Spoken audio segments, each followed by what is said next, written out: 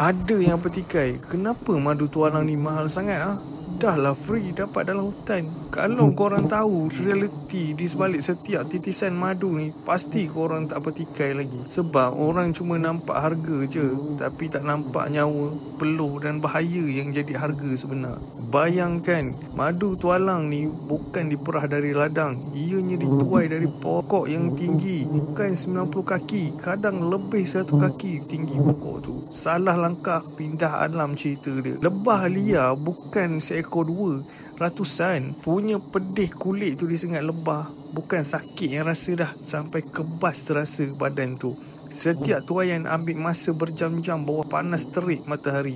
Nyawa dipertaruhkan untuk sebotol madu tualang. Itu baru bab risiko. Belum kira kos masuk hutan lagi. Kos 4x4. Termasuk tim yang kita bawa masuk hutan tu. Kadang mencecah 6 orang. Setiap orang tu perlu dibayar gaji. Siapa je nak buat kerja percuma? Betul tak? Hasilnya, kadang satu sarang tu dapatlah 5 kilo. Kadang tu nasib baik dapatlah 10 kilo.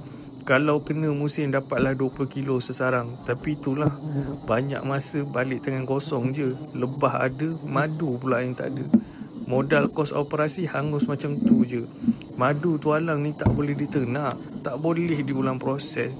Ianya anugerah hutan, bukan produk daripada kilang. Jadi bila orang petikai harga, mereka sebenarnya belum nampak, belum faham bahawa dalam setiap titis tu ada pengorbanan, peluh, kos dan nyawa. Kalau korang dekat tempat pencari madu tualang ni, berapa harga korang akan jual untuk saiz sekilo? Cuba komen.